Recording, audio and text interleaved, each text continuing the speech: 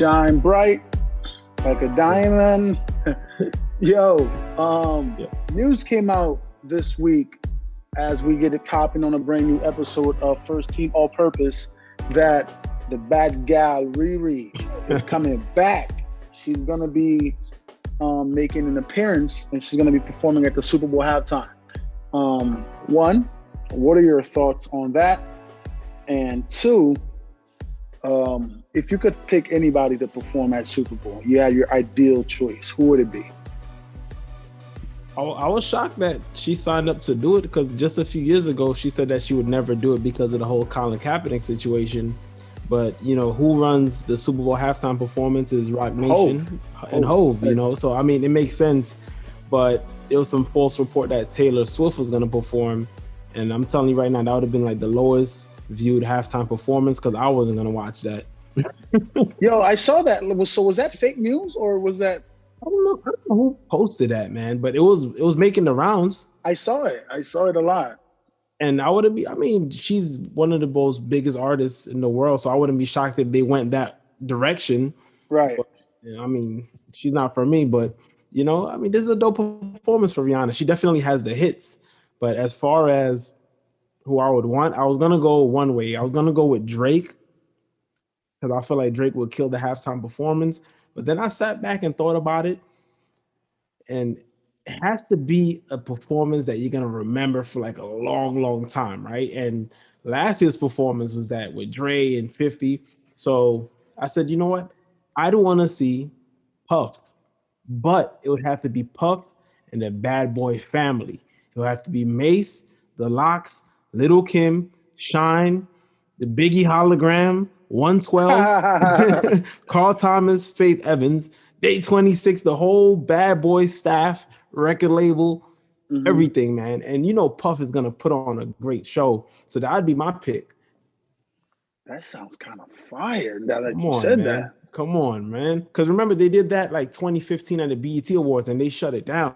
Yeah, and Puff just had his honorary thing with the BET Awards just a couple months ago, and everybody came out and killed it. All about the Benjamins, 24 Hours to Live. Come on, they got hits for days, man. I've been around the world. Puff would kill it. Puff would definitely kill it. Who would you go with? That is a great question. I would say,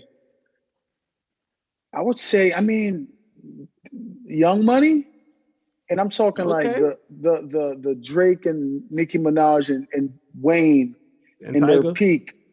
I don't even need Tiger there, bro. I don't need put the lime in the coconut, dig it all up. I don't need the lime in the coconut. Come on, man. What is it? I put her in a bag groceries, something like that. We don't need gutter. We don't need gutter. I did think about Hove even doing it, right? Hove, and Beanie and those guys like Rockefeller, but with like the guys, But I'm like, I don't know if we're ready for Beanie Siegel. I don't know if our new generation appreciates that era of rapping up to know those guys in particular, like Beanie and Memphis, and the Petey Pablo and Freeway. But I'm thinking like maybe Kanye, Hove, and something like that. Ooh, yeah, Kanye, right? Cam, the whole Rockefeller. That'd be crazy. Now to come. I feel like Jay's gonna do it soon. I think within the next 5 years, Jay has to. He's back out here. He's back out here. Spitting and all that. Jay has to do it. That's a great choice. One, I could probably see Kanye doing it soon as well, man. If he just headlined it by himself. I mean, they definitely have the hits to go 10 minutes pumping out hits. And Kanye's going to put on the show. I want you to know if Kanye gets on that Super Bowl stage, you know who's coming. Who? Kid Cudi? No. AB's coming. He is signed to Kanye's, little production / agency thing. AB is 100% going on that stage. Donda Sports, like that's the thing. Isn't he like the president of Donda Sports? If Kanye gets on that stage, we're all going to be putting it on at the Super Bowl. I guarantee you that. You really think he's the president of Donda Sports, or they just joking around? Nah, I think Kanye's crazy. And AB's good for publicity. Like he's good for it. What I got to do with running a business though, man? I don't think he's like running the operations, but I do think he's part of management. Yeah, no, I think it's just a title. To put him on the face of it. Okay. Ain't That no makes way sense. AB's out there That's what signing I was Jaylen saying. That's Brown. crazy, man. Nah, Kanye's not. He ain't that crazy. Like he ain't that freaking crazy. So, all right. So Riri, are you excited for Riri? I think I'm excited for Riri. I think she'll probably bring out some guests. I Oh don't yeah, know. definitely. Yeah. I wonder if she's gonna. Somebody tweeted this. I think it was Chris Williamson. I got to give my boy some credit. He tweeted. He wonders if Rihanna is either gonna do new music before to put out and do the Super Bowl halftime, or she's just gonna go into vintage mode, or if this might lead to a new album afterwards. We'll carry that momentum. What I do you think think? if it leads into a new album, it wouldn't be wise to perform any new songs from the album. Like she would have to drop the album now because the Super Bowl's in February. In a blink of an eye, the Super Bowl is right around the corner. So if she's trying to drop new songs, you got to give it 2 months of rotation where everyone knows it. And she has enough in the stash where, you know what, she can perform all her hits. And then the day after the Super Bowl, surprise album drop. That's how I'd do it if I was her A&R. Do you think Rihanna needs 2 months though for us to know her songs word by? We've been waiting years. I think a day people would know her songs word by word. Yeah, Right. it is a different time. It is a different time in music. Right. Especially like, let's say Super Bowl's on Sunday and she's putting out the album the following Friday. Like you're never going to have as much attention and momentum going from the Super Bowl into a new album as possible, or vice versa. If she puts out the album on that Friday and then, obviously she would have to put out a single, but people, they don't even do singles anymore. Like those big artists, Beyonce, well, Beyonce did one for her last album, but let's say she put out a single on Friday, on a Friday before the Super Bowl, she puts out the album. And then on Sunday, she'll probably break record for streams in a day, like because people are all gonna be listening to the album just because she just happened to be on the TV. I'd say give it a week, man. Give it a full week. Drop it on that Sunday. Give us a day to learn 3 or 4 songs, some dance moves with it. Some, right. Put AB. Hopefully, she put AB on the track. Put AB on the track. AB, we need you on the Rihanna record. Stop playing, brothers and sisters. That's crazy. Yeah. All right. So, NBA is basically here. Training camp is here. Yesterday was the first day of the official new season, media day, and there were a lot of notes from media day. Some notable ones that I have in mind was, Russell Westbrook, who people did not think would be sitting at that spot. When the season ended, they thought Russ would be traded or somewhere else. He's back in LA with the Lakers, with LeBron. Mad awkward. Super awkward, but they're trying to make it work. You got Kevin Durant, another guy and Kyrie Irving, who we did not think would be here when the season ended, based on how they were moving in the summertime. They're back, and I'm going to go over some specific notes and nuggets that I captured. And then you got Giannis saying Steph Curry's the best player in the world. Did anything out of the ordinary outside of these things stand out to you, or any one of these things that you kind of want to touch on more? I mean, I feel like Giannis, every 2 weeks he's saying there's a new best player, right? Didn't he just say LeBron James was the best player like a month and a half ago? He's just never gonna say himself. He's just never gonna say himself. And he's clear cut the best player in the NBA. He's a humble guy. Shout out to him, man. My neighbor got a chance to meet him last week at this event, this Hulu event for this documentary that they had dropping.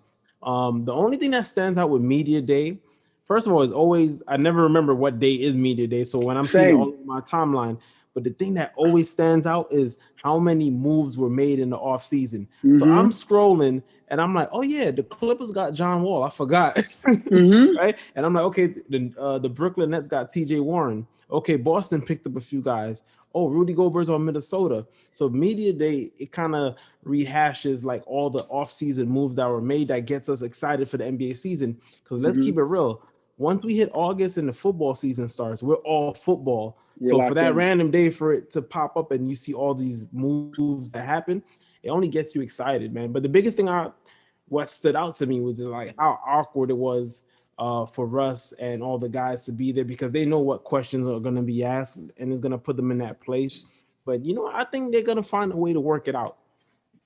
What do you mean by choice? That? They have like no success? Choice. Like they're going to have success? Yeah. Really? Because you've been strongly on it is not going to work, bad mix, it's not going to happen. Success based off what happened last season is just making the playoffs. right? To the Lakers, no. No, Maybe I'm to saying us. no, Okay. no, yeah, I'm saying in general. So I mean, Bron said it's championship or bust. So anything that's not a championship is bust, right? But Right. biggest thing in the NBA as a whole, even if you look at a team like Brooklyn, if you look at a team like the Clippers, if Kawhi Leonard is healthy, biggest thing in the NBA this year is health. Can these guys stay healthy? If they can, we can sit back and kill the Lakers for the big three. And I just never thought Westbrook was a good fit. But let's see how they actually pan out if everyone's there. I feel Yeah. like their biggest issue is their bench. Yeah. I don't even want to think about my Lakers this year. I really thought we would have a different team in terms of Russ being out and either Kyrie being here or Buddy, some Miles Turner, something else. I just didn't think this would be the roster. And I'm not like saying I'm deflated, but I don't have expectations this year. After last year, I don't trust AD is going to stay healthy. I don't trust LeBron's going to stay healthy. And I don't trust that Russ is going to be a 35% three-point shooter. Or even if LeBron is healthy, you're asking a 20-year veteran to put out a max effort every night, right? And basketball is not a sport like baseball where you can chill in the outfield and the ball comes to you maybe 2 or 3 times a game. You're Yeah. using a spurt of energy. Basketball is up, down, rebounds, play defense, critical moments, know when to pass. Right. It's 20 years, man. Father Time's undefeated. So, I mean, if they would have had a better squad around him, I'd co-sign your statement. But you're really asking for probably the greatest athlete in terms of, physical specimen in the NBA to do more than what he's already accomplished. It's crazy. Yeah. And when the second best player is the most fragile guy on the team. Yeah. Somebody said, AD said he got a chip on his shoulder, and somebody tweeted right after that, breaking, AD will miss 4 months due to a chip on his shoulder. I'm like, come on, bro, don't do my Lakers like this. It ain't even opening night yet. Yeah, I wish I was witty on Twitter, man. I won't be having those comebacks like that, man. There are some dudes I'm like, they should be paid for some of the stuff they say. There's no way they're this funny and so quick. Why are you so quick to be this much of a freaking jerk, but have it be so funny at the same time? That's hilarious. So really quickly, before we move on KD, right? They asked KD, did you think, were you surprised that you're sitting here right now? A reporter on the Nets asked him. And speaking of, I might be covering the Brooklyn Nets this year to some capacity. Hopefully things work out. The distance is going to probably put me in my grave, but that is an opportunity that is opening up based on, an email that I got just today. They asked KD, did you think you would be here, or are you surprised that you're here? And KD said yes. And they asked him why. And he goes, because I know who I am. Like, he pulled the whole I'm Kevin Durant thing. Like, he said, they couldn't give me away, right? Essentially what we've all been saying. KD's like, well, there was no real trade to be made for me.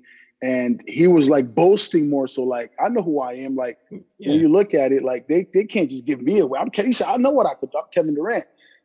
Is that arrogant? Is that a little annoying? Or is that just like, nah, KD just keeping it tall? Nah, he's keeping it straight facts. Yo, you're a top 5 player in the NBA. If you saw what Rudy Gobert fetched out, then you said that too. You said that on our first podcast, on our first show. You said that. So he's just saying, like, listen, I know what I'm worth. For a team to want to trade for me, they're gonna have to give up the farm, and some teams weren't willing to do that. I mean, it's definitely cockiness on his part because he probably didn't want it to go that way, but he knows the real reason why. Like, and the owners probably straight up told him, like, yo, bro, for you to leave this team, we don't have an issue.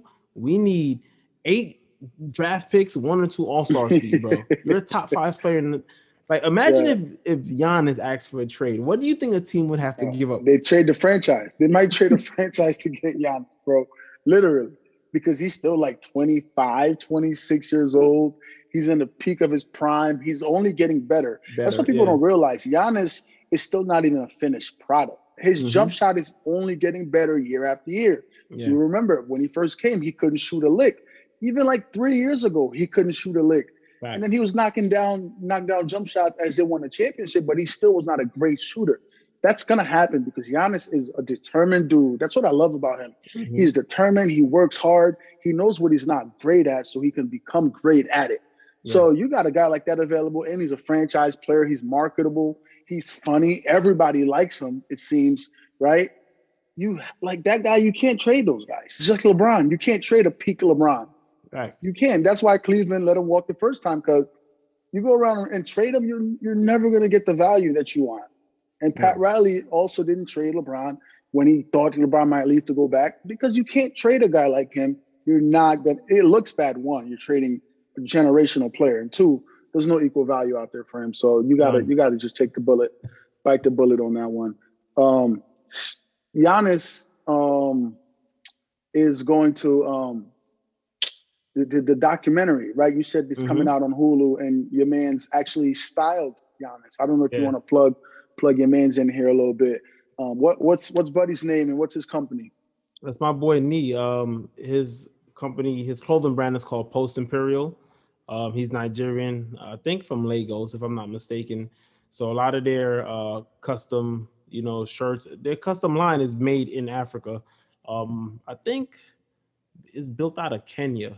Like he ships all his stuff out of Kenya. So, it's been around for a few years. He's always doing some dope stuff. He did stuff for the Lion Kings. And like I said, he did Giannis's hoodie that he wore for the All-Star game, but they didn't get a chance to meet at the All-Star game because it was just hectic. So it was cool that he met Giannis at this Hulu event. Yeah, so shout out to Nee, man, and send that invite next time, man. I believe I would have pulled up. I believe that next time, man. We've featured them in our Fashion Wednesdays before, and they definitely do some pretty dope stuff. Yeah, Nee, we need that invite. Holla at DR. Your man JD is literally right around the block, so hit my man's up. Literally, and we'll pull up on you. But funny story, he said that he got invited last minute because he lives in Houston now, and he came out here for some Fashion Week stuff. So he's always in New York, and one of the people hit him up like, "Yo, Giannis actually in New York. If you're here, come through. Like you'll get a chance to meet him." And he just pulled up. That's like, yo, have me on that +1 next time, though. Right? Stop playing, man. Before we kind of move on to some football stuff, quick question. I know this is your team, and Kyrie, being back contract year, kind of bulk year, the last year of his deal. Is Kyrie back for next year? Is he media day in Brooklyn next year, or is Kyrie somewhere else? I think so. Because it's going to be based on the Nets' success, and I think the Nets are actually going to be pretty good this year. Joe Harris is back. A healthy and focused Ben Simmons, hopefully. We added some guys like TJ Warren. So I think everything is contingent. His contract is contingent on his performance. And if the Nets make it to third round or even the NBA Finals, I think they can make it pretty far. Then the Nets will have no issue giving him. But he needs to keep it real, man. You didn't get that contract extension because of the vaccine, bro. It's a pattern of behavior. Like, Kyrie's smarter than that, man. So for him to make that comment, I was so annoyed, bro. I saw you on Twitter. Yeah, it's like, yo, do you know the season before COVID popped off, you took 2 weeks off without telling the whole team that you was leaving? Yeah. Who does that? Can you do that at your job? Yeah, absolutely not. That's what I'm saying. You're getting paid millions. And what pisses me off, these teams nowadays, the way that they address mental health, they'll let you rock if you're going through some things. But just communicate with them. Yeah, it's a very sensitive thing. They can't just kind of ignore it, but you got to communicate. Yeah. Just communicate with them. So you didn't get that $100 million because of your actions, bro. Not because of no damn vaccine. And you're not the face of the unvaccinated. I'm sorry. I rock with you, though, but you'll get your bread, bro. Yeah, we love Kyrie, but that ain't flying, right? Nah.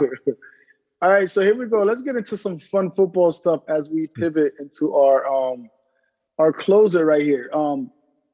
Fantasy. Right, we wanted to get into some fantasy stuff last week with the power rankings.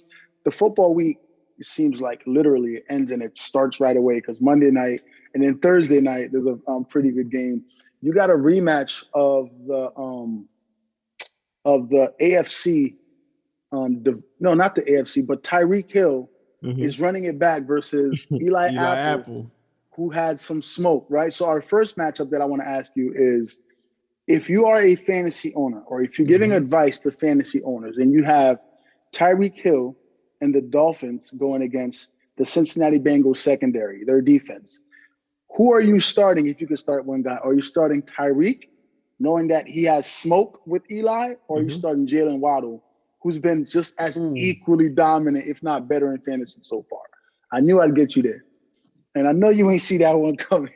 Wow, that's a tough one because they're like 1A, 1B interchangeable at this Interchangeable, point. exactly. Yeah. Wow, man. And Cincinnati hasn't been stout on defense at all. Like we Nope. actually put up a few passing yards against them. We just didn't have, the proper QB. Costly turnovers too. You guys Costly fumbles. turnovers. But if I was to pick one, I would pick Waddle because it just seems that he has a better rapport right now with Tua. Tyreek Hill is still the home run hitter. They're both home run hitters. But if you watch, especially like the last 3 games, it seems like he has a better rapport with Waddle right now. And Waddle's getting more targets. He's got an extra year and he's getting more targets. He's getting more targets than Tyreek. So I'm gonna go with Waddle, man. That's a tough one though. I didn't think he was going there.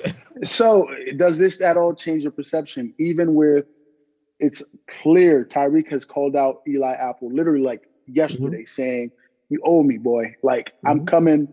And the Dolphins know this is important to Tyreek for whatever that means in the context of a team. Do you not think that Reek will be overfed simply because he needs a great game after putting out 5 points last week and he can't afford a dud against Eli Apple? Do you think that changes anything at all? Or it's like, nah, bro, when we get on that field, it don't matter. Yeah, I don't think Tua's like he's that quarterback to solely. And Tua's not that great yet to be like, all right, I'm gonna just feed this dude 12 targets in one game to get your stats up. If it was Brady, I'll tell you, I'll go with Hill because Brady would be like, don't worry, I got you. I got you. Yeah. What about you? Who would you go with? I'm going with Hill because I have Hill on my team, and I think there's like Tyreek. You mentioned Waddle getting a lot of targets. Tyreek has been doubled a lot, which has freed up Waddle a lot because of his home run ability. But I think this week it's personal, right? Like I think Eli's going to follow Tyreek because he hates Tyreek based on what they've put out. If he follows him, which I think is going to happen because that's the nature of their rivalry, I think Tyreek's going to eat. And Eli's my guy. I like Eli Apple a lot from the time of the Giants. I just don't think it's a good matchup, based on what Tyreek could do with his ability. So I would start Reek because I have Reek and I need Reek. You can't give me 5 points this week, Reek. You can't do me like that. All right. Yeah, that was an odd game, but like they did play the Bills though. Because Waddle didn't really ball out. He had that one catch that went like 60 yards. That's where a bulk of my fantasy points came from. And 85 keep catching touchdowns. I get mad. I'm like, yo, if it's not going to be Waddle, it needs to be Reek. I don't know who 85 is, but this is like his second straight. He's called from the practice. No, Gesicki's 88. Yeah. I don't even know 85's name. He was called from the practice squad, but he's called touchdowns in 2 straight games now, and I don't like it. All right. Oh, wow. So we did the wide receiver matchup. We're going to go to running back, right? You have, and these are the same teams playing one another. This is why this ended up perfect. The Tennessee Titans play the Indianapolis Colts. Now, Derrick Henry and JT are 2 of the best fantasy players as far as like their past, right? But neither have done particularly a fantastic job. Henry finally broke out for 25 points. He's on my team as well. But, JT was like the best player in fantasy last year, and Henry's been like the best player, one of the best players in fantasy for the last few years.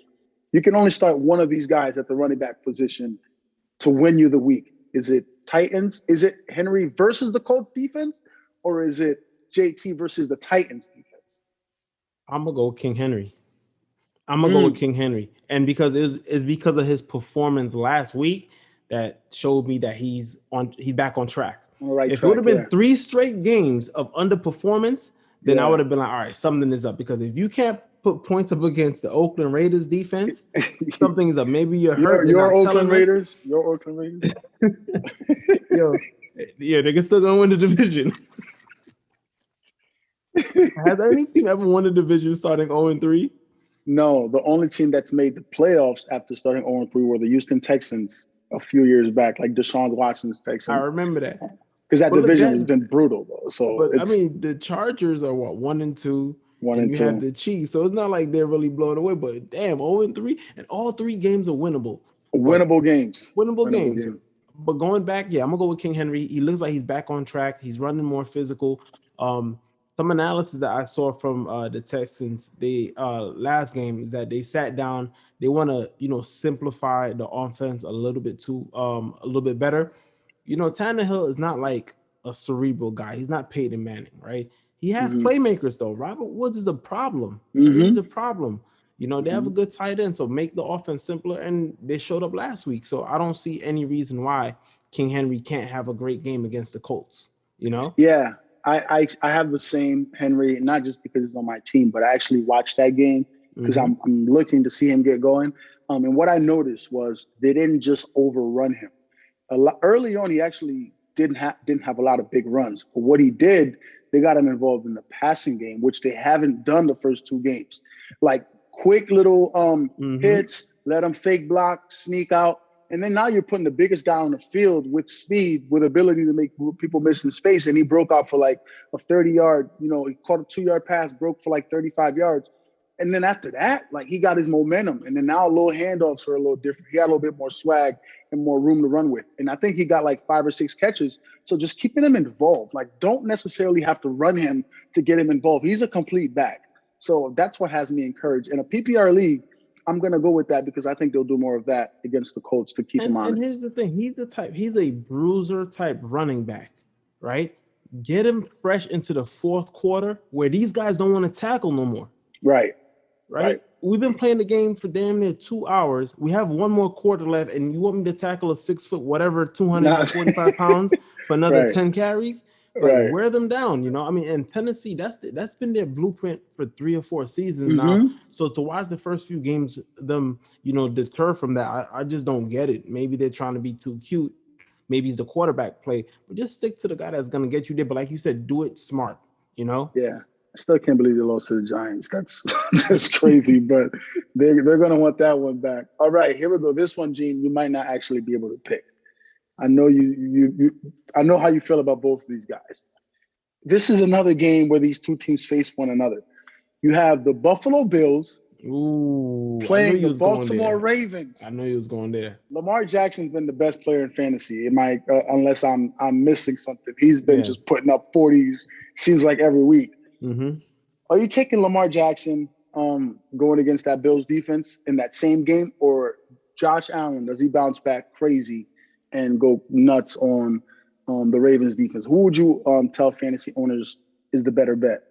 I've watched both teams play all their games, right? I have Josh Allen on my fantasy team, and I'm going to go with Josh Allen due to the simple fact the Ravens secondary is not playing well, all right? Tua damn near killed them 2 weeks 600 ago, yards, right? it seems like. Before Mac Jones got hurt, that game was closer. Yeah. Then Lamar did Lamar things, right? And this is going to be the first game where Lamar is really going up against a solid defense. He played the Jets, he played the Dolphins, and he beat the Patriots. So this is the first week where he's going to be playing a great solid defense, good linebackers, good secondary. So if Lamar come out here and tear them boys up, give him the MVP now, right? Right? So you would advise to start Josh? I'd say start Josh, man. Baltimore, they're very bend, don't break.